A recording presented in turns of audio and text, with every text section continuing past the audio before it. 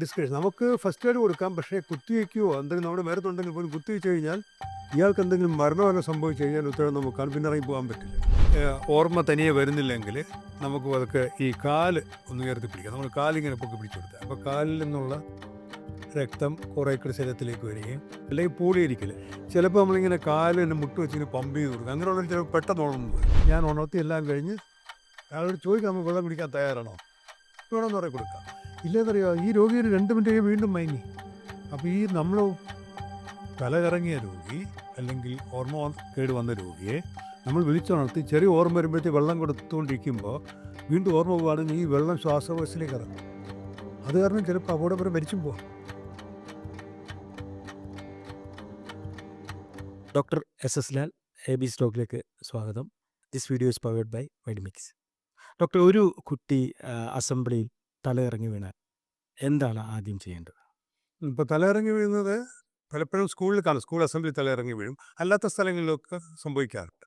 ഇപ്പോൾ എന്ത് ചെയ്യണമെന്നുള്ളതിനേക്കാൾ സത്യം പറഞ്ഞാൽ പ്രാധാന്യം എന്ത് ചെയ്തുകൂടാ എന്നുള്ളതാണ്. അപ്പോൾ നമുക്ക് ഒരേപോലെ ഒരുപാട് നേരം നിൽക്കുമ്പോൾ ചിലപ്പോൾ ഇരിക്കുമ്പോഴും ആയിരിക്കാം വിമാനത്തിലൊക്കെ അങ്ങനെ സംഭവിക്കാറ്. തലച്ചോറിലേക്കുള്ള രക്തഓട്ടം കുറയുന്നതുകൊണ്ട് ഇപ്പോൾ തലച്ചോറിന് ആവശ്യത്തിന് പഞ്ചസാര അല്ലെങ്കിൽ ഫ്യൂവലൊക്കെ കിട്ടാതെ വരുമ്പോൾ ഞാൻ എളുപ്പത്തിൽ പറയാൻ നോക്കുക. അപ്പോൾ ബോഡിയുടെ ഒരു പ്രൊട്ടക്റ്റീവ് മെക്കാനിസമാണ്. ബോഡിയുടെ നമ്മളൊന്ന് മറിച്ചിടുമ്പോഴത്തേക്ക് നമ്മുടെ ഹൃദയം തലച്ചോറിൻ്റെ അതേ അതായത് നമ്മുടെ ശരീരം നമ്മളെ തന്നെ വീഴ്ത്തുന്ന അപ്പോൾ ആ വീഴ്ത്തുന്നതിന്റെ കാരണം എന്ന് പറഞ്ഞാൽ അപ്പോൾ ഹൃദയവും തലച്ചോറും ഒരേ ലെവലിലാവും. ഹൃദയത്തിൽ നിന്ന് കൂടുതൽ രക്തം തലച്ചോറിലേക്ക് വരാനുള്ള എളുപ്പ വഴിയാണ്. അതായത് തലച്ചോറിലെ രക്ത ഓട്ടം കുറയ്ക്കാൻ വേണ്ടിയിട്ടാണ്. കുറയുമ്പോൾ ശരീരം തന്നെ ചെയ്യുന്ന ഒരു ഡിഫൻസീവ് മെക്കാനിസമാണ് നമ്മൾ മറിച്ച് തന്നത്. പക്ഷെ നമ്മൾ ഈ ഒരാൾ മറിഞ്ഞു വീഴുന്ന നമ്മൾ പേടിച്ചു.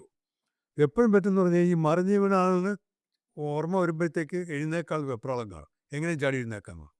പലപ്പോഴും ഇതിനു മുമ്പേ തന്നെ പലരും നമ്മൾ പിടിച്ച് എഴുന്നേപ്പിക്കാൻ നോക്കും, എഴുന്നേപ്പിച്ചിരുത്താനും നോക്കും. അപ്പോൾ ഇത്തരം സാഹചര്യങ്ങളിൽ നമ്മൾ മനസ്സിലാക്കിയത് ഇപ്പോൾ ശരീരത്തിന് ചിലപ്പോൾ വേറെ പ്രശ്നങ്ങളാണ്. ചിലപ്പോൾ ഈ ജന്നിയുടെ ഭാഗമായിട്ട് അങ്ങനെ സംഭവിച്ചു പല കാരണങ്ങളുണ്ട്. അപ്പോൾ നമ്മൾ ചെയ്യേണ്ടത് ഒന്നും ചെയ്യണ്ട, ആദ്യം ഒന്നും ചെയ്യാതിരിക്കുന്നതാണ് ആദ്യം ചെയ്യേണ്ടത്. എന്ന് പറഞ്ഞാൽ നമ്മൾ അവരെ കിടക്കാൻ അനുവദിക്കുക. വെള്ളത്തിലോ അല്ലെ തീയുടെ അടുത്തോ കാണുന്ന മാറ്റിക്കിടത്തുക, അല്ലെങ്കിൽ അവർ സ്വയമായിട്ട് അവിടെ കിടക്കാൻ അനുവദിക്കുക. ഡോക്ടറുടെ അഭിപ്രായത്തിൽ വിളിച്ചെഴുന്നേൽപ്പിക്കുകയോ അല്ലെ വെള്ളം കൊടുക്കുകയോ ചെയ്യേണ്ട. അത് കുറച്ച് കഴിയുമ്പോഴത്തേക്ക് നമുക്കിപ്പോൾ ഓർമ്മ തനിയെ വരുന്നില്ലെങ്കിൽ നമുക്ക് അതൊക്കെ ഈ കാല് ഒന്ന് ഉയർത്തി പിടിക്കാം. നമ്മൾ കാലിങ്ങനെ പൊക്കി പിടിച്ചു കൊടുത്താൽ അപ്പോൾ കാലിൽ നിന്നുള്ള രക്തം കുറേ കൂടി ശരീരത്തിലേക്ക് വരികയും അല്ലെങ്കിൽ പൂളിയിരിക്കൽ ചിലപ്പോൾ നമ്മളിങ്ങനെ കാലിന് മുട്ട് വെച്ചിങ്ങനെ പമ്പ് ചെയ്ത് കൊടുക്കുക. അങ്ങനെയുള്ള ചിലപ്പോൾ പെട്ടെന്ന് ഉണർന്നു വരും. ഇതൊന്നും ഇല്ലാതെ കുട്ടികളൊക്കെയാണെങ്കിൽ തനിയെ അവർ ഉണരും. ഈ ഉണരുമ്പോൾ അവർക്കുള്ള പ്രശ്നം അവർ ഭയന്നു പോകും. അപ്പോൾ നോക്കുമ്പോൾ ചുറ്റും ആളൊക്കെ കൂടി നിൽക്കുക. അതാണ് കൂടുതൽ ഭയക്കും. അവരോട് പറഞ്ഞ് ധൈര്യമായിട്ടിരിക്കും, ഒന്നും പ്രശ്നമൊന്നുമില്ല, ചെറുതായിട്ട് ഓർമ്മ കിട്ടാൻ അവിടെ കിടക്കുക. അതായത് ഇപ്പം നമ്മളുടെ സ്കൂളിലോ കോളേജിലോ ഓഫീസിലോ ഈവൻ ചിലപ്പോൾ ഒരു ബസ് സ്റ്റാൻഡിലോ ഒക്കെ ഒരാൾ മയങ്ങി വീഴുന്നത് കണ്ടാൽ നമ്മളായിട്ട് അവരെ ഉപദ്രവിക്കരുത്, പിടിച്ചെഴുന്നേപ്പിക്കാൻ നോക്കരുത്. അവരവിടെ കിടക്കട്ടെ. ഒന്നാമത്തെ കാര്യം, അവരെ എഴുന്നേൽപ്പിക്കരുത്. രണ്ടാമത്തെ എഴുന്നേപ്പിക്കാൻ നോക്കും. പിന്നെ എന്താ പറയുക, അവിടെ കിടത്തിക്കൊണ്ട് വെള്ളം കൊടുക്കാൻ.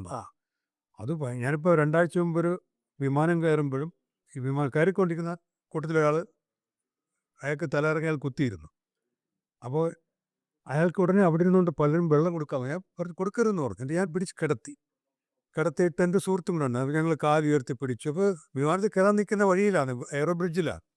കുറച്ച് കഴിയുമ്പോൾ ഓർമ്മ വന്നു. അപ്പോൾ അയാൾക്ക് ഇതുപോലെയാണ്. അപ്പോൾ ഞാൻ പറഞ്ഞു, ഞാൻ ഡോക്ടറെ ധൈര്യമായിട്ടിരിക്കും, ഒരു പ്രശ്നം. അപ്പോൾ അയാൾ കാമായി. അപ്പോൾ വളരെ കോപ്പറേറ്റ് ചെയ്യാനാണ്. മറ്റൊരു ആൾ പേടിച്ചു. എന്താണ്, എല്ലാവർക്കും അവനവൻ്റെ ഓർമ്മയാണല്ലോ പ്രധാനം. അപ്പോൾ ഇതിനിടയിൽ ഒരുപാട് കുപ്പി നീട്ടുകയാണ്. കുപ്പി വെള്ളം കൊടുത്തുകൂടാന്നല്ല, വെള്ളം കൊടുത്ത അപകടമുണ്ട് അത്തരം സാഹചര്യത്തിൽ. എന്ത് അപകടമാണ്? അതാണ് ഈ രോഗി തന്നെ ഞാൻ ഉണർത്തി എല്ലാം കഴിഞ്ഞ് അയാളോട് ചോദിക്കാം, നമ്മൾ വെള്ളം കുടിക്കാൻ തയ്യാറാണോ? വേണമെന്ന് പറയാൻ കൊടുക്കാം. ഇല്ലെന്നറിയോ, ഈ രോഗി ഒരു 2 മിനിറ്റ് കഴിയും വീണ്ടും മയങ്ങി. അപ്പോൾ ഈ നമ്മൾ തലകറങ്ങിയ രോഗി അല്ലെങ്കിൽ ഓർമ്മ കേട് വന്ന രോഗിയെ നമ്മൾ വിളിച്ചുണർത്തി ചെറിയ ഓർമ്മ വരുമ്പോഴത്തേക്ക് വെള്ളം കൊടുത്തുകൊണ്ടിരിക്കുമ്പോൾ വീണ്ടും ഓർമ്മ പോവുകയാണെങ്കിൽ ഈ വെള്ളം ശ്വാസകോശത്തിലേക്ക് ഇറങ്ങും. അത് കാരണം ചിലപ്പോൾ അപകടപരം മരിച്ചും പോകാം, നമ്മൾ അറിയുക പോലുമില്ല. അപ്പോൾ ഈ വയറ്റിലേക്ക് പോകേണ്ട വെള്ളം ശ്വാസകോശത്തിലേക്ക് ഇറങ്ങും. നമുക്കറിയാം, ഉണ്ണുമ്പോഴൊക്കെ ഒരു ചെറിയ തരു ശ്വാസകോശം നമ്മൾ എന്ത് വെപ്രാളം. അപ്പോൾ നമ്മൾ ചുമച്ചും തുമ്മിയൊക്കെ പോകും. ഇത് ഓർമ്മയില്ലാത്തവർക്ക് അതിൻ്റെ ശക്തി ഉണ്ടാവില്ല. അതായത് അന്നനാളത്തിൽ നിന്ന് ശ്വാസനാളത്തിലേക്ക് പോകാനുള്ള സാധ്യത വളരെ കൂടുതലാണ്. അപ്പോൾ ഈ വെള്ളം കൊടുക്കേണ്ട സമയത്ത് കൊടുക്കാം, പക്ഷേ ഉണർത്തി എങ്ങനെയെങ്കിലും വെള്ളം കൊടുക്കുക എന്നുള്ളതല്ല. ബോധം ഉണ്ടെങ്കിൽ മാത്രമേ കൊടുക്കാവുള്ളൂ. അത് ചോദിക്കണം. അപ്പോൾ നമ്മൾ ഉടനെ പിടിച്ച് എഴുന്നേൽപ്പിക്കുകയും ചെയ്യും. അപ്പോൾ നമ്മൾ അവിടെ കുറച്ച് നേരം കിടക്കാൻ അനുവദിക്കുക, വേണമെങ്കിൽ കാല് ഉയർത്തി കൊടുക്കുക. അപ്പോൾ നല്ല ഓർമ്മയാകുമ്പോൾ നമ്മൾ കിടത്തിക്കൊണ്ടിരുന്ന സംസാരം ഇങ്ങനെ ഉണ്ട്, എന്ത് പറ്റി, എവിടെയാണ് വീട്, പേരൊക്കെ ചോദിക്കുക, ഓർമ്മയുണ്ടോ എന്ന് കൃത്യമായിട്ട് അറിയാനായിട്ട്. അപ്പോൾ ധൈര്യമായിട്ടിരിക്കുന്നതാണ്. കുറച്ച് കഴിഞ്ഞ് നമുക്കൊന്ന് എഴുന്നേറ്റിരുന്നാലെന്ന് ചോദിക്കാം. കുറച്ച് കഴിഞ്ഞിട്ട് പതുക്കെ ഒന്ന് എഴുന്നേൽപ്പിച്ച്, ദാഹമുണ്ടോ, വെള്ളമുണ്ടോ, ഭക്ഷണം കഴിച്ചായിരുന്നു, ചിലപ്പോൾ ഒന്നും കഴിച്ചിട്ടുണ്ടാകും, ചിലപ്പോൾ നല്ല വയറിളക്കമൊക്കെ വന്നിട്ട് ചില ശരീരത്തിലുള്ള ജലവും കൂടെ പോയ ഒരാളായിരിക്കാം. അങ്ങനെ പല കാരണങ്ങളുണ്ട്. അപ്പോൾ വെള്ളം വേണമെന്ന് പറയുകയാണെങ്കിൽ നാക്കൊക്കെ ഒന്ന് ഇട്ടുക, നാക്ക് കാലം ഉണങ്ങിയിരിക്കാൻ വെള്ളം ശരീരത്തിൽ കുറവാണ്.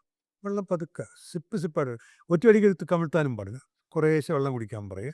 ഇതും കഴിഞ്ഞിട്ട് നമുക്കിനി എഴുന്നേൽക്കണമെന്ന് തോന്നുകയാണെങ്കിൽ മാത്രം എഴുന്നേൽപ്പിക്കുക. അയാളുടെ നമ്മൾ മറ്റേ തിരിച്ച് നമ്മുടെ ആവശ്യത്തിന് ചെയ്തത്. മാത്രമല്ല ചിലർ ഈ ഭക്ഷണമൊക്കെ കഴിപ്പിച്ചത്, കയ്യിരിക്കുന്നത് തീറ്റിക്കാതെന്ന്, ഇതിൻ്റെ ഇടയിലേക്ക് ഓർമ്മ പോകുന്നത് എല്ലാം കൂടെ ശ്വാസകോശത്തിൽ ഇറങ്ങിയിട്ട് അപകടം പറ്റാറുണ്ട് അങ്ങനെ. അപ്പോൾ ഒരാൾ തലയിറങ്ങി വീണാൽ അതിനെന്തെങ്കിലും കാരണം കാണും, അതിന് പിന്നീട് ഡോക്ടറെ അടുത്തൊക്കെ പോകേണ്ടി വരും, ചിലപ്പോൾ മറ്റ് പരിശോധനകൾ നടത്തേണ്ടി വരും. നമ്മൾ ഈ പ്രഥമ ശുശ്രൂഷ എന്ന് പറഞ്ഞാൽ നമ്മളിങ്ങനെ ചികിത്സിച്ച് കളയത്, അവിടെയാണ് പറ്റിപ്പോകുന്നത്. പ്രഥമ ശുശ്രൂഷ എന്ന് പറയുന്നാൽ ആദ്യം ചെയ്യുന്ന കാര്യമൊന്നുമല്ല, ആദ്യം ചെയ്യുന്ന ശരിയായ കാര്യമാണ്. നമുക്ക് എല്ലാവരും സ്നേഹമുണ്ടാവും ചെയ്യുന്നത്. പ്രഥമ ശുശ്രൂഷ എന്ന് പറഞ്ഞാൽ ആദ്യം ചെയ്യുന്ന ശരിയായ ശുശ്രൂഷ എന്ന് കാണുന്നതാണ് സാർ അവിടെ. അല്ല, ആദ്യം ചെയ്യുന്ന ഇടപെടലല്ല. അല്ല. ആദ്യം ചെയ്യുന്ന ഇടപെടൽ തെറ്റിപ്പോയി കഴിഞ്ഞാൽ അപകടം പറ്റും. നാം പറ്റിപ്പോകുമെന്ന് പറഞ്ഞാൽ നമുക്ക് എല്ലാവർക്കും മനുഷ്യത്വമുണ്ട്, സ്നേഹം കൊണ്ടാണ് ചെയ്തു പോകുന്നത്, എങ്ങനെയും രക്ഷിക്കാൻ നോക്കണം. ബന്ധുക്കളൊക്കെയാണ് നമ്മൾ ആകെ ഒരുപാട് അബദ്ധങ്ങൾ കാണിച്ചത്. അപ്പോൾ സ്കൂൾ കുട്ടി നേരത്തെ ചോദിച്ചു, സ്കൂൾ കുട്ടി വീണ് കഴിഞ്ഞാൽ അതിനവിടെ കിടത്തുക, അത് ഇത്തിരി വീശി കൊടുക്കുക, അല്ലെങ്കിൽ ചുറ്റും ആൾ കൂടി നിൽക്കുക, എല്ലാം കാരണം കാറ്റ് കിടക്കും. എന്തൊരു വിശറിയോ അല്ലെങ്കിൽ പേപ്പറോ ന്യൂസ് പേപ്പറോ കൊണ്ട് വീശി ഒന്ന് ഇതൊക്കെ വന്ന് ഇവിടെ ടൈറ്റായിട്ട്. അപ്പം ഞാനിപ്പോൾ ഒരു പറഞ്ഞു സാധാരണഗതിയിൽ ഒരു അസംബ്ലി, ഒരു പൊതു, ചിലപ്പോൾ സ്കൂളിൻ്റെ ഗ്രൗണ്ടിലായിരിക്കും, അല്ലെങ്കിൽ സ്കൂളിൻ്റെ മുൻപിലത്തെ ഒരു വിശാലമായ പ്രദേശത്തായിരിക്കും. അവിടെ ഒരു കുട്ടി വീഴുകയാണെങ്കിൽ ഈ കുട്ടിയെ നമ്മൾ അവിടെ നിന്ന് കുറച്ച് കംഫർട്ടായ ഒരു സ്ഥലത്തേക്ക് എടുത്ത് കിടത്തേണ്ടതുണ്ട്. അപ്പോൾ വേണ്ട, അപ്പോൾ നമുക്ക് അനാവശ്യം. അപ്പോൾ ആ കുട്ടി, നമ്മൾ അസംബ്ലിയിൽ ചുറ്റും ആളുണ്ടല്ലോ, അപ്പോൾ അവരെ എല്ലാം ചുറ്റും കൂടി നിൽക്കാതെ മാറി നിന്നിട്ട് നമുക്ക് ചിലപ്പോൾ കുട്ടികൾ ടൈയൊക്കെ ഇട്ട് ഇങ്ങനെ ശ്വാസവും ഇറുകിയിരിക്കുകയായിരിക്കും, അതൊക്കെ ഒന്ന് അഴിച്ചു കൊടുക്കുക. എന്നിട്ട് ടൈറ്റ് ഡ്രസ്സുകളൊന്നും അഴിച്ചു കൊടുത്തിട്ട് അവനോട് കിടത്തുക, അവനായാലും അവളായാലും നമ്മളൊന്ന് വീശി കൊടുക്കുക. ഉണരുമ്പോൾ പേടിക്കേണ്ട ഒന്നുമില്ല, ഞാൻ അവിടെ വന്നിട്ട് വെയിലത്താണേലും തൽക്കാലം അവിടെ കിടക്കും. അത്രയും നേരം വീരൊന്നും കുഴപ്പമില്ല, ഒരു 2-3 മിനിറ്റിൻ്റെ കാര്യമാണ്. ഇവർ ഇതിൻ്റെ ഇടയിൽ അതുകൊണ്ട് അങ്ങോട്ട് ട്രാൻസ്പോർട്ട് ഇങ്ങോട്ട് ട്രാൻസ്പോർട്ട്, അതിൻ്റെ ഇടയിൽ ഉണ്ടാകും കൺഫ്യൂഷൻ. ഇത് പലപ്പോഴും ഇങ്ങനെ മയങ്ങി വീണാരെ നടത്തിക്കൊണ്ട് തന്നെ പോകാനും പറ്റും.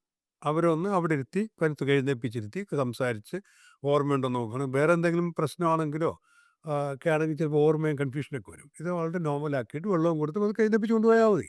അല്ലെങ്കിൽ പറ്റുന്നില്ല എന്ന് പറയുകയാണെങ്കിൽ സ്ട്രെച്ചറിലോ കസേരയിലോ കുട്ടിയെ മാറ്റി കിടത്തി അവിടെ കുറച്ച് നേരം കിടത്തണം. ഉടനെ അത്യാവശ്യം ഉടനെ കൊണ്ട് ക്ലാസ്സിരുത്തേണ്ട കാര്യമില്ല. അല്ലെങ്കിൽ രക്ഷകർത്താക്കളെ അറിയിക്കുക, അടുത്ത ഡോക്ടറിനെ അറിയിക്കുക, സ്കൂളിൻ്റെ ഡോക്ടറെ അറിയിക്കുക, കുട്ടിക്ക് വേറെ പ്രശ്നമൊന്നും ഇല്ലല്ലോ എന്ന് പരിശോധിക്കാൻ വേണ്ടിയിട്ടാണ്. ഇത് സ്ഥിരമുള്ളതാണ്. നമ്മുടെ കുട്ടിക്കാലത്ത് നമ്മൾ അസംബ്ലി ഡബേ നിർത്തുന്നെങ്കിൽ താഴെ വീഴും.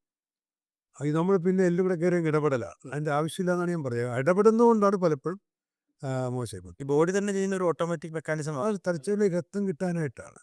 അപ്പോൾ നമുക്ക് ഈ സതീശേ, നമ്മുടെയൊക്കെ കുട്ടികൾ സ്കൂളിൽ പഠിക്കുന്ന കുട്ടികളാണ്. 500 കുട്ടികൾ അല്ലെങ്കിൽ 300 കുട്ടികൾ, 1000 കുട്ടികളൊക്കെ പഠിക്കുന്ന ഒരു സ്കൂളിൽ ഇത് വളരെ കോമണായ ഒരു ഇൻസിഡൻ്റാണ് ഡോക്ടർ എസ് ലാൽ നമ്മളോടൊപ്പം പങ്കുവച്ചത്. അദ്ദേഹം ചെയ്യേണ്ട കാര്യങ്ങളെക്കാൾ ചെയ്യാൻ പാടില്ലാത്ത കാര്യങ്ങളാണ് പ്രധാനമായി പറഞ്ഞത്. മയങ്ങി വീണാൽ പറ്റുമെങ്കിൽ അവിടെ തന്നെ അവരെ കിടത്തുക, ഓർമ്മ വരുന്നത് വരെ അവരെ പിടിച്ചിരുത്തുക പോലും ചെയ്യാതിരിക്കുക. കാരണം തലച്ചോറിലേക്കുള്ള രക്ത ഓട്ടം കുറയുന്നത് കൊണ്ട് ശരീരം തന്നെ തലച്ചോറിലേക്ക് രക്തം എത്തിക്കാൻ വേണ്ടി ആ ശരീരത്തെ കിടത്തുന്ന പ്രക്രിയയാണത്. അതല്ല, ഇനി അത്യാവശ്യം ആ കുട്ടിയെ മാറ്റി കിടത്തണമെങ്കിൽ ഇപ്പോൾ ഒരു സ്ട്രക്ചർ പോലുള്ള ക്രമീകരണങ്ങൾ ഒരു സ്കൂളിൽ ചിലപ്പോൾ അവൈലബിൾ അല്ലെങ്കിൽ സാധാരണ രീതിയിൽ കാലും കയ്യിലും ഒക്കെ പിടിച്ചു വലിച്ചു മാറ്റുന്നത് കൂടാതെ എങ്ങനെയാണ് കുട്ടിയെ നമുക്ക് മാറ്റി കിടത്താം എന്ന് കൂടി സ്ട്രെച്ചർ ഐഡിയലാണ്. പക്ഷേ ഈ സാധാരണ തലയിറങ്ങുമ്പോൾ കുട്ടിക്ക് ആ പ്രശ്നം ഉണ്ടായില്ല. അപ്പോൾ നമുക്ക് കൈകാലുകൾ ചലിക്കുന്നുണ്ടെന്ന്. പക്ഷേ ഈ വീഴ്ചയിലുമല്ലോ, അല്ലെങ്കിൽ ഇപ്പം എന്തെങ്കിലും അപകടം പറ്റി വേറെ എവിടെയും തട്ടുകയോ ഇടിക്കുകയോ ഒക്കെ ചെയ്ത് നട്ടലിന് ക്ഷതമോ അങ്ങനെയൊന്നും നമുക്കറിയാൻ പറ്റില്ല.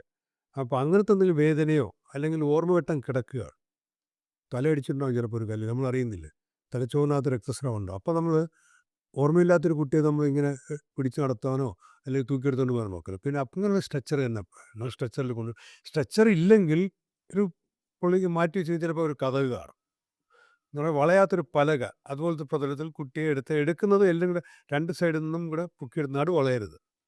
നട്ടൽ വല്ലതും തട്ട് കിട്ടിയെന്ന് സംശയമുണ്ട്. അത് റോഡ് അപകടത്തിൽ ഇതാണ് സംഭവിക്കുന്നത്. അപ്പോൾ കുട്ടിയുടെ ശരീരം പിന്നെ ഒരു വടി പോലെ കൈകാര്യം ചെയ്യണം.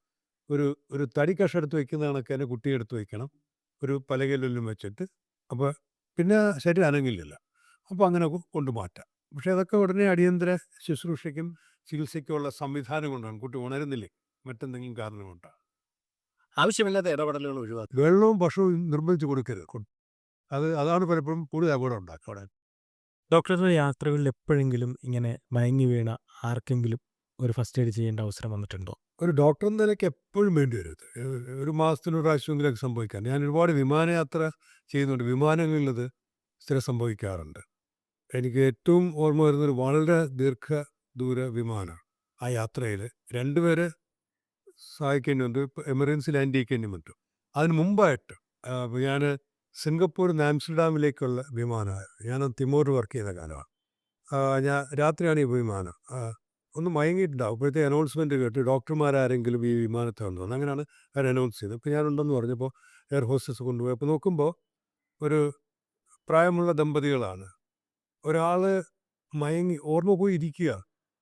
അപ്പോൾ അടുത്ത സീറ്റിലേക്ക് മറിയുന്നു ബോഡി. അപ്പോൾ വീണ്ടും അവർ പിടിച്ച് നേരെ വയ്ക്കുക. തലയൊക്കെ നേരെ പിടിച്ച് ഭാര്യയെ നോക്കുന്ന എയർ ഹോസ്റ്റസ് KLM എയർവേസ് ആണെന്ന് അറിയും. അവർ അപ്പോൾ ഞാൻ ചോദിച്ചാൽ പറയും ഇങ്ങനെ ഓർമ്മയില്ല എന്ന് പറഞ്ഞു. ഞാനപ്പോൾ ഇമ്മീഡിയറ്റ് ആയിട്ട് തന്നെ അടുത്ത സീറ്റിൽ നിന്നുള്ള ആളെ മാറ്റിച്ചു. ഇവരെ മാറ്റിച്ച് സീറ്റിൽ കിടത്തി ഒരു മിനിറ്റ് പോലും ആകുന്നതിന് മുമ്പ് പുള്ളി കോൺഷ്യസ് ആയി. അപ്പോൾ അദ്ദേഹം ചോദിക്കുക എന്താ പ്രശ്നം. അപ്പോൾ എന്നിട്ട് ഞാൻ അവിടെ തന്നെ കിടക്കാൻ പറഞ്ഞു. പിന്നെ കാല് കുറച്ച് നേരം ഉയർത്തിപ്പിടിച്ചു. നമ്മൾ കാലിനും കൂടെ അപ്പോൾ ശരീരത്തിലേക്ക് തലച്ചോറിലേക്കുള്ള ഓക്സിജൻ സപ്ലൈ കുറയുന്നതുകൊണ്ടാണ് ശരീരം നമ്മളെ മറിച്ചിടാൻ നോക്കുന്നത്. പല കാരണമുണ്ട്. ഒരുപാട് നിന്നതുകൊണ്ടാകാം, പല റീസൺസും ഉണ്ടാകാം. അപ്പോൾ തലച്ചോറിലേക്ക് ഒരു സെക്കൻഡ് പോലും രക്തസ്രാവം ആവശ്യമില്ലാതെ ഓക്സിജൻ കുറയാനും പാടില്ല.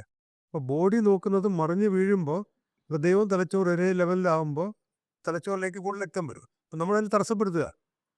അപ്പോൾ ആദ്യം ഞാൻ പറയുമ്പോൾ അവർക്ക് എയർ ഹോസ്റ്റസൊക്കെ അവർ തർക്കിക്കുന്ന പോലെ അത് ഞാൻ അങ്ങനെ ചെയ്യരുത്. അപ്പോൾ പിന്നീട് സംസാരിക്കുമ്പോഴൊക്കെയാണ് ഇവർക്കൊക്കെ പണ്ടെന്നോ ട്രെയിനിങ് കിട്ടിയിട്ടുണ്ട്. KLM ഇത്രയും സിംഗപ്പൂർ ആംസ്റ്റർഡാം എത്ര മണിക്കൂർ ആലോചിച്ചു. ആ വിമാനത്തിൽ പിന്നെ വേറെ ചില പ്രശ്നങ്ങളുണ്ടായി. അപ്പോൾ ഇത് ആരും ട്രെയിൻഡ് അല്ലാത്തത് ഇത് അധികം സംഭവിക്കാതെ പിന്നെ ആരെങ്കിലും ഡോക്ടർമാരുണ്ടാകുകയും ചെയ്യും. പക്ഷെ ഞാൻ അതിന് ശേഷം എല്ലാവരും പറയാൻ ശ്രമിക്കുക, നമ്മളൊരാൾ മയങ്ങി വീഴുന്നത് അല്ലെങ്കിൽ ഓർമ്മക്കേട് വരുന്നത് സാധാരണഗതിയിൽ നമുക്ക് തലച്ചോറിലേക്കുള്ള ഓക്സിജൻ സപ്ലൈ കുറവായതുകൊണ്ടും ശരീരം പ്രൊട്ടക്റ്റ് ചെയ്യാനായിട്ട് നമ്മൾ മറിച്ചിടുന്നതുമാണ്. അപ്പോൾ ഇത് നമ്മൾ തടസ്സപ്പെടുത്തരുത്. അയാളെ പിടിച്ച് അങ്ങനെ തന്നെ ഇരുത്തി ചിലപ്പോൾ അയാൾ മരിച്ചു പോകാൻ അവിടെ നിന്നിട്ട്, അല്ലെങ്കിൽ തലച്ചോറിന് പ്രശ്നങ്ങളുണ്ടായാലും. അപ്പോൾ ഇത് ജീവിതത്തിൽ ഇതുപോലത്തെ ദൂരയാത്ര മറ്റേ പലപ്പോഴൊക്കെ വന്നു കഴിഞ്ഞാൽ താമസിക്കാൻ ലാൻഡ് ഇത് വളരെ ദൂരയാത്രയാണ്. അപ്പോൾ ഇത് സ്ഥിരം ഉണ്ടാകാറുണ്ട്. ഒരു 2 ആഴ്ച മുമ്പും ഉണ്ടായി. അത് അയാൾക്ക് എങ്ങനെയാണെന്ന് നമ്മൾ ഇത്രയേ ഉള്ളൂ. നമ്മൾ അവരുടെ ശരീരത്തിലേക്ക് തലച്ചോറിലേക്ക് രക്തസ്രാവം കൂടണം. എന്നിട്ട് ഈ ഫ്ലൈറ്റ് ലാൻഡ് ചെയ്യിപ്പിച്ചോ? അല്ല, ഈ ഫ്ലൈറ്റിൽ പിന്നെ അയാൾ നോർമലായി. കുറച്ച് കഴിഞ്ഞപ്പോഴത്തേക്ക് ഞാനൊന്ന് വീണ്ടും മയങ്ങുമ്പോൾ അടുത്തൊരു ഭയങ്കര ഫാൻറ്റിക് ഇവർ തന്നെ എയർ ഹോസ്റ്റസ് വന്ന് എന്നെ കുലുക്കി വിളിക്കുക. ഒരാൾക്ക് പ്രശ്നമാണ് എന്ന് പറഞ്ഞിട്ട് അത് വേണമെങ്കിൽ ഞാൻ അത് സംഭവം കൂടെ പറയാം എന്താ സംഭവിച്ചത്. അപ്പോൾ അത് ഞാൻ ചെല്ലുമ്പോഴത്തേക്ക് ഒരു വാർദ്ധക്യത്തിലുള്ള ഒരാളാണ്. പക്ഷെ ഭയങ്കര വേഷമൊക്കെ വലിയ ബിസിനസ്സുകാരെന്തോ ആണ്. അപ്പോൾ അയാൾ ഈ എയർ ഹോസ്റ്റസ്മാർ പ്ലെയിൻ ലാൻഡ് ചെയ്യാനായിട്ടിരിക്കുന്ന ഒരു ചെയറുണ്ടല്ലോ അതിലിരുത്തിയിരിക്കുക. അപ്പോൾ അവിടെ ഇരിക്കുകയാണ്. അപ്പോൾ ഞാൻ ചെല്ലുമ്പോൾ ചിരിക്കുന്നുണ്ട്. അപ്പോൾ ഞാൻ എന്താ പേരെന്ന് ചോദിച്ചു. നമ്മൾ ആദ്യം ഒരു രോഗിയോട് പ്രശ്നമുള്ള ഒരാളോട് ഈ എയർ ഹോസ്റ്റസ് എന്ന് പറയുന്നത് അയാൾക്ക് എന്തോ പ്രശ്നമുണ്ടെന്ന്. അപ്പോൾ ഞാൻ പേരെന്താണെന്ന് വെച്ചാൽ പറഞ്ഞു ഐ ഡോണ്ട് റിമെമ്പർ. എനിക്ക് പേര് ഓർക്കാൻ കഴിയുന്നത്. അപ്പോൾ എനിക്ക് മനസ്സിലായി എന്തോ പ്രശ്നം. എത്ര വയസ്സുള്ള ആളാണ്? അന്നത്തെ ഒരു 65-70 വയസ്സെങ്കിലും വരും. പക്ഷേ രസമാണ്. അവർ ഇത്തിരി മറ്റേ യൂറോപ്യൻ സ്റ്റൈലിൽ ഇവരേക്കിങ്ങനെ പുറത്തൂടെയൊക്കെ ഉള്ളിലേക്കുള്ള പാൻസൊക്കെ ഇട്ട് ഭയങ്കര എക്സ്പെൻസീവ് വേഷമൊക്കെ ഇട്ട്. അപ്പോൾ ഏതൊരു ധനികനായിരിക്കും കാഴ്ച, അല്ലെങ്കിൽ ഉദ്യോഗസ്ഥനാകുമ്പോഴേക്ക് ആ പ്രായം കഴിഞ്ഞാൽ സായിപ്പ് ലുക്കാണ്. സായിപ്പൻ യൂറോപ്യനാണ്. എൻ്റെ ഓർമ്മ യൂറോപ്യനായിരിക്കണം. ഇത് ഏത് വർഷത്തെ കഥയാണ്? ഇത് 2008 ഞാൻ ജനീവയിൽ ഇൻ്റർവ്യൂവിന് പോയതാണ്. തിമോറിൽ ജീവിക്കുമ്പോൾ ജനീവയിൽ ഇൻ്റർവ്യൂവിന് വന്ന് 4 വിമാനം കയറി വേണം ജനീവയിലെത്താൻ. WHO ആസ്ഥാനത്ത് ജനീവയിൽ ഇൻ്റർവ്യൂവിന് വന്നതാണ്. അപ്പോൾ ഇൻ്റർവ്യൂ യാത്രയാണ് എനിക്ക് റിസ്ക്കും ഉണ്ട്. കാരണം ആ ദിവസം എത്തിയില്ലെങ്കിൽ ഇൻ്റർവ്യൂ മുടങ്ങും.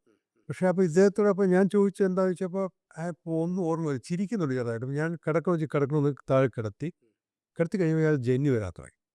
ജന്യ ആദ്യത്തെ പ്രാവശ്യം ജന്യ 2-3 മിനിറ്റ് കഴിഞ്ഞപ്പോഴത്തേക്ക് ഒന്നും ചെയ്യണ്ട. നമ്മൾ ജന്യ വന്നാൽ നമ്മളൊന്നും ചെയ്യാനില്ല. പിന്നെ ആകെ ചെയ്യുന്നത് ഈ സ്രവങ്ങൾ ഉള്ളിലേക്ക് പോകാതിരിക്കണം, ചരിച്ച് കിടത്താം. ഞാനതൊക്കെയാണ് ചെയ്തത്.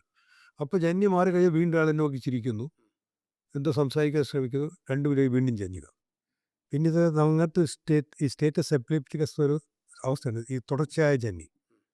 അപ്പം പിന്നെ അതിലേക്ക് ജന്നി വന്നുകൊണ്ടേയിരിക്കുക. പിന്നെ ഞാൻ ആളെ കമിഴ്ത്തി കിടന്നതിൻ്റെ മടിയിൽ, ഞാൻ പ്ലെയിനിൻ്റെ തറയിൽ ഇരുന്നതിൻ്റെ മടിയിൽ കിടത്തിയിരിക്കുക ഈ ശ്രമങ്ങൾ താഴോട്ട് പോലെ. അപ്പോൾ പിന്നെ പൈലറ്റുമാർ അവരവരൊക്കെ വന്ന് 3 സെറ്റൊക്കെ എടുത്ത്, ഇത്രയും പൈലറ്റ് ക്രൂ സെറ്റൊക്കെ 3 ഉണ്ട്. അവരൊന്ന് എന്ത് ചെയ്യണു, ഞാൻ പറഞ്ഞു ഇയാളെ നമുക്ക് ഏതെങ്കിലും ആശുപത്രിയിൽ എത്തിക്കണം. അപ്പോൾ ഇന്നും 7-8 മണിക്കൂറുണ്ട് ആംസ്റ്റർഡാമിലെത്താൻ. എന്ത് ചെയ്യാൻ, ഇങ്ങനെ കൊണ്ടുപോകാൻ പറ്റും? ഞാൻ പറഞ്ഞു ഇങ്ങനെ ഇദ്ദേഹം ഇങ്ങനെ കൊണ്ടുപോയി കഴിഞ്ഞാൽ ചിലപ്പോൾ മരിച്ചു പോകും, എനിക്കൊന്നും ചെയ്യാൻ കഴിയില്ല. അല്ല നമുക്കൊരു കുത്തിവയ്ക്കാനുള്ള മരുന്നൊന്നും വേണം, അങ്ങനത്തെ മരുന്നൊന്നും ആ വണ്ടിക്കകത്തില്ല. എന്നിട്ട് ഇവർ പറയുന്നുണ്ട് ഡോക്ടർ കൈകാര്യം ചെയ്യുമ്പോൾ നോക്കണം, എന്തെങ്കിലും മരുന്ന് കൊടുക്കുക കുത്തിവയ്പ്പ് പോലും ചെയ്തു കഴിഞ്ഞാൽ ഇദ്ദേഹത്തിന് എന്ത് സംഭവിച്ചു കഴിഞ്ഞാൽ നിങ്ങൾ പോലീസ് സ്റ്റേഷനിലേക്കാണ് കൊണ്ടുപോകുക, നിങ്ങൾക്ക് യാത്ര തുടരാൻ പറ്റില്ല എന്നോ. അത് പറയുമ്പോഴാണ് ഞാനത് ചെയ്യുന്നത്. ഡോക്ടറോട് ആരാ ഇത് പറയുന്നത്? എയർബസ് പൈലറ്റും ഒക്കെ നമ്മളങ്ങനെ ഉണ്ട്. വിമാനം അത് ഒരുപാട് അനുഭവങ്ങൾ പറയാനുണ്ട്, ഇതുപോലെ പറയാനുണ്ട്. വിമാനത്തെ നമ്മൾ രക്ഷിക്കാൻ അപ്പോൾ അപൂർവമായിട്ട് ചിലപ്പോൾ നമ്മുടെ ഇഞ്ചക്ഷൻസ് കാണും, മരുന്ന് കാണും. അപ്പോൾ അവർ പറയും നിങ്ങൾ എന്തെങ്കിലും പ്രയോഗിക്കുകയാണെങ്കിൽ ഇയാൾ മരിച്ചു പോയി കഴിഞ്ഞാൽ നിങ്ങൾ പിന്നെ ഉത്തരവാദിയാണ്, യു ഹാവ് ഫാൻസ് അപ്പോൾ യു ആർ ആൻസറബിൾ. നമ്മൾ അവിടെ നിന്ന് മെഡിസിൻ കൊടുത്തിട്ട് അപകടം പറ്റിപ്പോയി. അതായത് കൊടുക്കുകയോ വേണമോ വേണ്ടയോ എന്നുള്ളത് ഡിസ്ക്രിപ്ഷനാണ്. കാരണം ഇത് നമുക്ക് അവൈലബിൾ ഡോക്ടറുടെ ഡിസ്ക്രിപ്ഷൻ. നമുക്ക് ഫസ്റ്റ് എയ്ഡ് കൊടുക്കാം, പക്ഷേ കുത്തിവയ്ക്കുകയോ എന്തെങ്കിലും നമ്മുടെ മരുന്നുണ്ടെങ്കിൽ പോലും കുത്തിവെച്ച് കഴിഞ്ഞാൽ ഇയാൾക്ക് എന്തെങ്കിലും മരണമല്ല സംഭവിച്ചു കഴിഞ്ഞാൽ ഉത്തരം നമുക്കാണ്, പിന്നെ ഇറങ്ങി പോകാൻ പറ്റില്ല. അവരുടെ പോലീസിലേക്ക് പോകണം. പിന്നെ നമ്മൾ തെളിയിക്കണം നമ്മൾ കാരണം അല്ല മരിച്ചു പോയത്. മാത്രമല്ല ഇപ്പോൾ ചെന്നിറങ്ങുന്ന ഇപ്പോൾ ആകാശത്ത് ഏത് രാജ്യം, ഞാൻ ഇന്ത്യയിൽ ലൈസൻസ് ഉള്ള ആളാണ്, ഇന്ത്യയിലേക്ക് ചികിത്സിക്കാം. പക്ഷേ വിമാനത്തിൽ ദുബായുടെ മേളിൽ നിൽക്കുമ്പോഴത്തേക്ക് ലാറ്റെന്നുള്ള പ്രശ്നം വരും. ചെന്നിറങ്ങുന്നത് ആംസ്റ്റർഡാമിലാണ്, അവിടെ എനിക്ക് ചികിത്സ രജിസ്ട്രേഷൻ ഇല്ല. ഇത് ഒരുപാട് പ്രശ്നം വരും. പക്ഷേ ഇത് ഡോക്ടർമാരെല്ലാവരും ഉപയോഗിക്കുന്നതാണ്. നമ്മൾ പൊതുവെ റിസ്ക് എടുക്കാറുണ്ട് പലരും. അപ്പോൾ എന്നിട്ട് അപ്പോൾ പൈലറ്റുമാരും സംസാരിക്കുന്നു.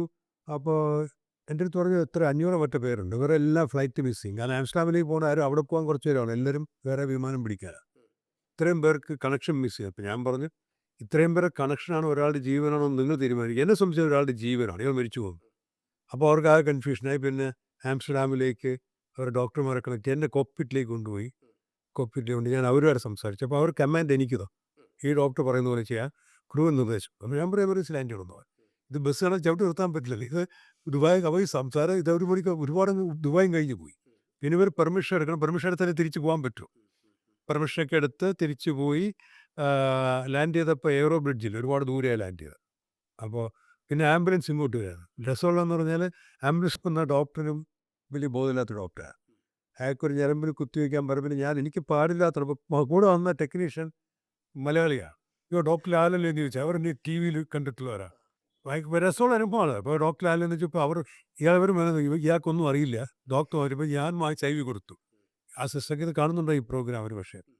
അപ്പോൾ എന്നിട്ട് അയാൾ അപ്പോഴത്തേക്ക് പിന്നെ ആംബുലൻസിൽ കൊണ്ടുപോയി. പക്ഷേ ഇത് എയറോ ബ്രിഡ്ജൊന്നും ഇല്ലാത്ത. അതുകൊണ്ട് ഈ പരിചയം കൊണ്ടായിരിക്കും ലോകത്തെമ്പാടും മലയാളി ഡോക്ടേഴ്സിന് വലിയ ബഹുമാനമാണ് അല്ലേ? അതായത് ഡോക്ടർമാർ ട്രെയിൻഡ് ആയിട്ടുള്ള ഒരു പൊതുവേ ഇങ്ങനെയാണ്. പക്ഷേ മലയാളികൾക്ക് പ്രത്യേകമുള്ളൂ. ഞാനെനിക്ക് അമേരിക്കയിൽ നിന്ന് വരുമ്പോൾ ഇതുപോലെ ലോങ് ഡിസ്റ്റൻസിൽ ദുബായ്ക്കുള്ള ഫ്ലൈറ്റാണ് പറ്റുക. അനൗൺസ് എൻ്റെ അടുത്തിരുന്നത് അഫ്ഗാൻ ഗാനൻ ന്യൂറോളജി PG ചെയ്യുന്നതാണ് അമേരിക്കയിൽ. ഇതുപോലെ അനൗൺസ്മെൻ്റ് ആയതാണ്. ഞാൻ പോകാൻ ഞാൻ വരുന്നില്ല എന്ന് പറഞ്ഞു. അപ്പോൾ ഒരു അറബിക്ക് അയാൾക്ക് ഈ വയറിളക്കുമ്പോൾ വയറ് പെരുകിയിട്ട് വയറുവേദനയാണ്. അയാൾക്ക് ഹാർട്ട് അസുഖമുള്ള അയാൾ വെച്ച് ഹാർട്ട് അറ്റാക്ക് ആണ്. കാരണം നെഞ്ചിൽ തന്നെ വേദന അനുഭവിക്കും. ഓക്കെ, ഈ പ്രഷർ ഈ ഈ ഡയഫ്രം എല്ലാം കൊണ്ട് നെഞ്ചിലാണ് വേദന അനുഭവിക്കുന്നത്. അപ്പോൾ അയാൾ ഞാൻ പരിശോധിച്ചിട്ട് അയാൾ കുഴപ്പമില്ല, അയാൾ ഹാപ്പി ആയിട്ട് പോയി. ഞാൻ തിരിച്ചു വന്ന് ഞാൻ ചോദിച്ചു ഇയാളെന്താ വരാമെന്ന് ചോദിച്ചപ്പോൾ അതൊക്കെ റിസ്ക് ആണെന്നോ. അപ്പോൾ നമുക്ക് പക്ഷേ എനിക്ക് തോന്നുന്നു ഇന്ത്യയിലൊക്കെ നമുക്ക് എല്ലാ സാഹചര്യവും നേടാനുള്ള ട്രെയിനിങ് മെഡിക്കൽ എഡ്യൂക്കേഷൻ. എന്നിട്ട് ആ ഫ്ലൈറ്റിൽ ആ പേഷ്യന്റിനെ ദുബായിൽ ഇറക്കി എന്നിട്ട് ദുബായിൽ ഇറക്കി അവിടെ പെട്ടുപോയി. 8 മണിക്കൂർ. കാരണം എയർലൈൻസിൻ്റെ റൂൾസ് ഉണ്ട്, എത്ര മണിക്കൂർ കൂടുതൽ ഒരു സെറ്റ് ക്രൂവിന് യാത്ര ചെയ്യാൻ പാടില്ല. അപ്പം 3 സെറ്റ് ക്രൂവിന് പല ഹോട്ടലിൽ നിന്ന് വിളിച്ചു വളർത്തി കൊണ്ടുവരുന്നത് 8 മണിക്കൂർ പെട്ടുപോയി. എനിക്ക് പറ്റിയ റിസ്ക് എന്ന് പറഞ്ഞാൽ എനിക്ക് ഇൻ്റർവ്യൂവിനാണ്. അപ്പോൾ ഞാൻ ഒരു ദിവസം താമസിച്ച് ചെല്ലാൻ പറ്റുമോ എന്ന് എനിക്ക് ബുദ്ധിമുട്ടുണ്ടായത്. പക്ഷേ പറഞ്ഞു അന്ന് ഇൻ്റർവ്യൂ ഒന്നിനും ജോലിയില്ല എന്ന് പറഞ്ഞു. പക്ഷേ ഞാൻ ഈ വിമാനത്തിൽ അന്നത്തെ 2008 ഞാൻ ഇതിനകത്ത് കുത്തി ഇമെയിൽ അയച്ചു. ഇപ്പോഴാണ് ഇമെയിൽ എൻ്റെ അടുത്ത്. ഞാനിത് പെട്ടുപോയി എന്ന് പറഞ്ഞ് അപ്പോൾ ഇൻ്റർവ്യൂ ബോർഡിനെ കോൺടാക്ട് ചെയ്യും. അപ്പോൾ അവർ വിഷമിക്കേണ്ട, നമ്മളുടെ ഗ്ലോബൽ ഫണ്ടും WHO ഒക്കെ ഇന്ന് ആളെ സേവ് ചെയ്യാനായിട്ടാണ്. അപ്പോൾ അയാൾ വരുന്ന വഴിക്ക് ഒരാളെ സേവ് ചെയ്യുമെങ്കിൽ ഇതാണ് നമ്മുടെ പർപ്പസ്, അയാളടുത്ത് വിഷമിക്കേണ്ടെന്ന് പറഞ്ഞ് എനിക്ക് മെസ്സേജ് വന്നു. ഒരു ദീപാഞ്ജലി പഫ്സാദ് എന്നൊരു പകുതി നേപ്പാളിയായിരുന്നു, നേപ്പാളി ലേഡിയും. അപ്പോൾ അവരാണ് എനിക്ക് മെസ്സേജ് അയക്കുന്നത്. അപ്പോൾ ധൈര്യമായിട്ടിരിക്കാം. 8 മണിക്കൂർ അതല്ല 1 മണിക്കൂർ കഴിഞ്ഞപ്പോഴത്തേക്ക് ആശുപത്രി അനൗൺസ്മെൻറ്റ് വന്നു, ഇയാൾ കോൺഷ്യസ് ആയി, ചികിത്സ കിട്ടുന്നു, ഈ ഡോക്ടറിനെ നന്ദി അറിയിക്കുന്നു എന്ന് അയാൾ വേണം. അപ്പോൾ ഫ്ലൈറ്റ് പോയി കൈയടിച്ചു. എൻ്റെ പേടി എന്ന് പറഞ്ഞാൽ ഇമ്മാരെല്ലാം അങ്ങനെ തല്ലിക്കൊല്ലുന്നു, എല്ലാവരും യാത്ര മുടക്കി. അപ്പോൾ അപ്പോൾ WHO ഇൻ്റർവ്യൂവിന് പോകുമ്പോഴത്തേക്ക് എക്കണോമി തരും. ജോലിക്ക് നമുക്ക് അന്ന് ബിസിനസ് ക്ലാസ്, ഇൻ്റർവ്യൂ എക്കണോമി. ഇവരൊരു നന്ദി സൂചന എന്നെ കൊണ്ട് ബിസിനസ്സിലെത്തി, ഓ, ഈ എയർലൈൻ ഇറ്റ്സ് ബിസിനസ് ക്ലാസ്സിലെത്തി പ്രൊമോട്ട് ചെയ്യും. എമിറേറ്റ്സ് ആയിരുന്നു അല്ലേ? അല്ല, KL കേലോ ഡച്ച്. അപ്പോൾ പിന്നെ ഓരോരുത്തരായിട്ട് എന്നെ തിരക്കി വന്നിട്ട് ഷേക്ക് ഹാൻഡ് തന്നിട്ട് പോയി. ഞാൻ വെച്ച് ആദ്യത്തെ ആൾക്ക് വരുമ്പോൾ എന്നെ തെരുവിളിക്കുന്നു. ഇവരെല്ലാം ബിസിനസ്സുകാർ, ഇവർ ഫ്ലൈറ്റ് മുടങ്ങി ചിലപ്പോൾ കോടികളായിരിക്കും അവർക്ക് മറിച്ച്. Value of time. ഇവർ വന്നതെല്ലാം പറഞ്ഞത് നന്ദിയുണ്ട്, കാരണം ഇത് ആർക്കും പറ്റാം. This could happen to me also. അപ്പോൾ അതെനിക്ക് വല്ലാത്ത അനുഭവം. ഞാൻ വെച്ചു പഴക്കിടുമെന്ന് ചോദിച്ചവരെല്ലാം വന്ന് നന്ദി പറയും. 8 മണിക്കൂടെ സ്റ്റക്കായിപ്പോയി. പിന്നെ അപ്പോൾ നേരത്തെ തലയിറങ്ങിയ കപ്പിളുണ്ടെന്ന്, തല രക്ഷിച്ചു, അവരും പറഞ്ഞു ഞങ്ങൾക്ക് ഇവിടെ ഇറങ്ങി പോയാൽ മതി എന്ന് പറഞ്ഞു. അപ്പോൾ ഇത്രയും ലോങ് ഡിസ്റ്റൻസ് ഞാൻ അറിയാൻ എത്ര അവർ ഫ്ലൈ ആയിരുന്നു? ഇതെനിക്ക് ഒന്ന് 6, 8, 10, 14 മണിക്കൂർ ഫ്ലൈറ്റാണ്. 14 കൂടുതലുണ്ടെങ്കിലും. ഇത് ദുബായിയുടെ മേളിൽ വെച്ചാൽ ഈ സംഭവം എല്ലാം നടക്കും. ദുബായ് കഴിഞ്ഞു പോയപ്പോഴത്തേക്ക് ടേക്ക് ഓഫ് ചെയ്ത സ്ഥലം സിംഗപ്പൂർ ടു ആംസ്റ്റർഡാം. ഞാൻ തിമൂറിന്ന് വരുന്ന ആലോചിച്ചു. അന്നത്തെ കാലത്ത് തിമൂറിന്ന് ജനീവയിൽ എത്തണമെങ്കിൽ തിമൂറിന്ന് ബാലിയിൽ വരണം. അപ്പോൾ ഓവർനൈറ്റ് സ്റ്റേ അവിടെ. എന്നിട്ട് ബാലിയിൽ നിന്ന് സിംഗപ്പൂർ വരണം, സിംഗപ്പൂരിൽ നിന്ന് ആംസ്റ്റർഡാമിൽ വരണം, ആംസ്റ്റർഡാമിൽ ജനീവയിൽ പോകണം. 4 വിമാനം കയറി. അപ്പോൾ നമ്മൾ ജെറ്റ് ലാഗ് എല്ലാം കൂടി ഒരു പരിവായി. ആ ജോലി കിട്ടിയ ഈ ജോലി കിട്ടി എങ്ങനെ ജനീവയിൽ ജോലി കിട്ടുന്നത്. റിസ്ക് എടുത്തു. പക്ഷെ അവരെനിക്ക് സമയം അഡ്ജസ്റ്റ് ചെയ്ത് ഇൻ്റർവ്യൂ ചെയ്തു. അതിന് ബുദ്ധിമുട്ട് വരാതെ നോക്കി. അല്ലാതെ ഈ ഒരു അനുഭവം ഇന്റർവ്യൂവിന് ഗുണകരമായോ അതോ ദോഷമായോ? ഇൻ്റർവ്യൂ അവർ ചോദിച്ചു. ഇനി ഗുണദോഷമൊന്നുമില്ല, കാരണം ഇതൊക്കെ ഒരു 5 പേരിൽ നിന്ന് നടക്കുന്ന ഇൻ്റർവ്യൂ ആണ്.